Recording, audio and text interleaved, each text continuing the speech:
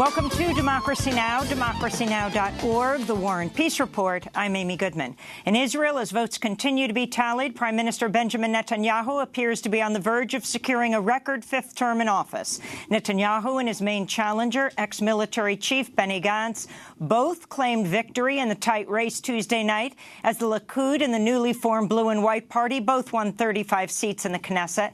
Netanyahu, however, has a clearer path to forming a coalition government with other far-right parties. Tuesday's election came just days after Netanyahu vowed to annex illegal Israeli settlements in the occupied West Bank if he won. On Election Day, Netanyahu's Likud party placed 1,200 hidden cameras at polling stations in Arab neighborhoods in what was widely viewed as an attempt to intimidate potential voters. Turnout was reportedly lower than usual in the neighborhoods. Palestinians living in the West Bank and Gaza are not Israeli citizens and cannot vote.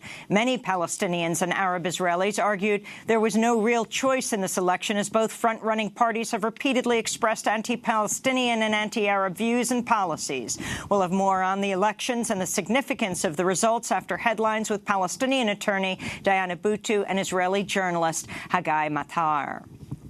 The purge of Department of Homeland Security leadership continued Tuesday with the resignation of Acting Deputy Secretary Claire Grady. This comes 2 days after Homeland Security Secretary Kirstjen Nielsen's ouster and 1 day after the Director of Secret Service Randolph Tex Alles was removed.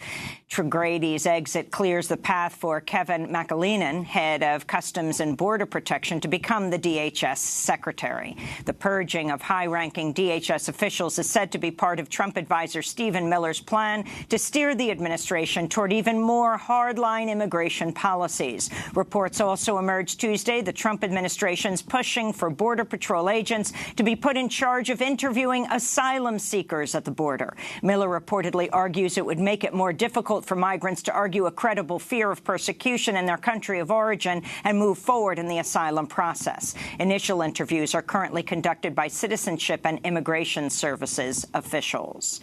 Attorney General William Barr appeared before the House Appropriations Committee Tuesday, where lawmakers pressed for more details on the release of Special Counsel Robert Mueller's report.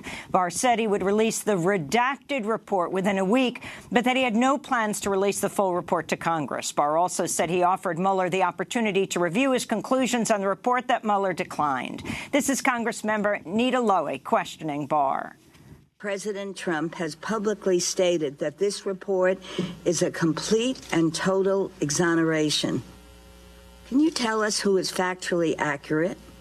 And will the release report include details on the obstruction issue and why, as you noted, the president is not exonerated, or will that information be redacted? I've already explained the information that's going to be redacted from the report, the four categories. That is what's going to govern the redactions. Last week, the House Judiciary Committee authorized a subpoena for the full Mueller report. Barr will appear before a Senate panel today, where lawmakers are expected to question him again about the Mueller report. At a hearing before the House Financial Services Committee Tuesday, Treasury Secretary Steve Mnuchin told lawmakers White House lawyers consulted with his agency about the possible release of President Trump's tax records, leading Democrats to raise concerns about political interference. Last week, House Democrats formally requested the IRS give Congress copies of President Trump's tax returns over the past 6 years. This is New York Congressmember Carolyn Maloney.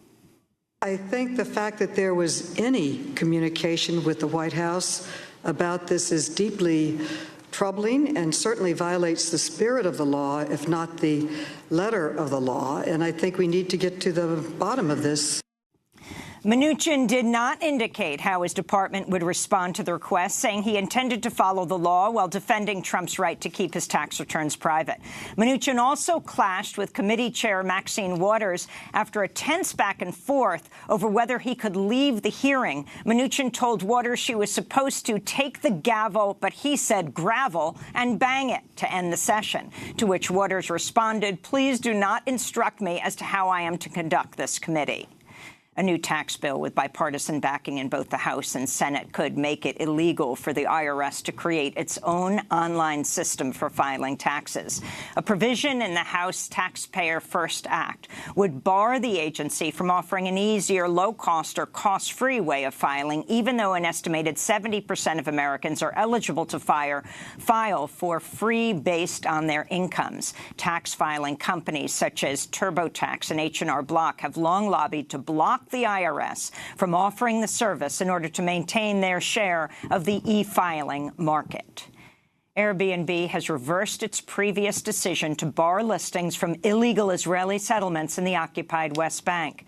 The online vacation rental site decided to allow the homes to remain listed after facing a class-action lawsuit by the affected hosts. Airbnb said it will not take any profits from the listings and will instead donate them to humanitarian causes. Responding to the news, the Center for Constitutional Rights said, quote, "We're dismayed that Airbnb has caved to the legal bullying of Israeli settlers and backing down from its decision not to list properties in occupied Palestinian territory. Airbnb is in breach of its international human rights obligations and is discriminating against Palestinians," they said.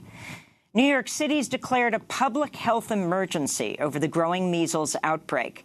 Mayor Bill de Blasio said people in affected areas will face fines of up to $1,000 if they fail to get vaccinated or vaccinate their children. He also said schools in certain areas that permitted attendance by unvaccinated students could be fined or temporarily closed. The epicenter of the outbreak is in Williamsburg, Brooklyn, where vaccination rates among Orthodox Jews are particularly low. 285 cases have been confirmed in New York City since this fall. This is New York City Mayor Bill de Blasio announcing the new measures Tuesday. The only way to stop this outbreak is to ensure that those who have not been vaccinated get the vaccine.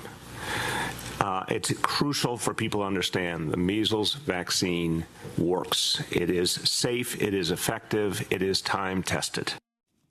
The Centers for Disease Control reported 465 cases of measles so far this year, the second highest number since it was declared eliminated in 2000. BuzzFeed News is reporting House Republicans are warning drug companies against complying with a House investigation into drug prices. In a letter sent to CEOs of major drug companies, Republicans on the House Oversight Committee warned that information they provide to the committee could be leaked to the public by Democratic Chair Elijah Cummings in an effort to tank their stock prices. Cummings requested information from 12 drug giants, including Pfizer, Johnson & Johnson, and Novartis in January, as part of a broad investigation into how the industry sets prescription drug prices. Federal prosecutors brought new money laundering charges Tuesday against 16 parents who paid bribes to get their children into top schools as part of the college admissions scandal known as Operation Varsity Blues. Actress Lori Loughlin and her husband, fashion designer Massimo Giannulli, are among the parents facing the additional charges, along with previously announced fraud charges, after they allegedly paid $500,000 to get their daughters into the University of Southern California by getting them recruited by the crew team, even though they didn't practice the sport. 14 defendants pleaded guilty yesterday to fraud charges. President Trump's expected to sign 2 executive orders today to facilitate the approval of pipeline projects at a federal level, limiting states' ability to regulate such projects. The move is intended in part to clear the way for permitting on the Northeastern Constitution pipeline, which has stalled after New York invoked the Clean Water Act to reject the project on environmental grounds. 350.org Executive Director May Boovy said in a statement, "This is a massive abuse of power that does nothing other than line the pockets of Trump's fossil fuel billionaire friends, all at the expense of our democracy and our safety. Trump can try to rewrite regulations in favor of big oil, but he can't stop people power and our movement," Boovy said. In more environmental news, average temperatures across Alaska this spring are 20 degrees higher than normal, according to the National Oceanic and Atmospheric Administration. Multiple scientific reports have found climate change is warming the Arctic at roughly twice the speed as other regions. Representatives from Google and Facebook, as well as civil rights groups, testified in front of Congress Tuesday on the rise of white nationalism and the spread of hate speech through social media. Lawmakers called the hearing in the wake of the deadly mass shooting in Christchurch, New Zealand, in which a white supremacist gunman killed 50 people at 2 mosques and live-streamed the massacre. This is Kristen Clark of Lawyers Committee for Civil Rights Under Law. Corrosive white supremacist movements are tearing away at the fabric of our nation. And without question, they are using online platforms to recruit new members, activate followers, target communities, organize rallies, stream their murders, and incite violence. Partway through the hearing, YouTube had to turn off comments on the live stream of the hearing as users inundated the platform with racist, anti-Semitic, and other hateful comments. According to the Anti-Defamation League, white supremacists were responsible for more than 3/4 of the domestic extremist murders in 2018. And in New Zealand, lawmakers voted 119-1 on a gun reform bill that bans all semi-automatic weapons and assault rifles. The bill comes less than a month after the Christchurch massacre. New Zealand Prime Minister Jacinda Ardern announced changes to New Zealand's gun laws in the immediate aftermath of the attack. Ardern said the change was able to take place because of the victims and their families. They will carry disabilities for a lifetime, and that's before you consider the psychological impact. We are here because of them, and I believe that they are here with us, supporting what we are doing here today as well, because these weapons were designed to kill, and they were designed to maim, and that is what they did on the 15th of March. The bill is expected to become law in New Zealand in the next few days. And those are some of the headlines. This is Democracy Now!, democracynow.org, The War and Peace Report. I'm Amy Goodman. And I'm Juan Gonzalez. Welcome to all of our listeners and viewers across the country and around the world.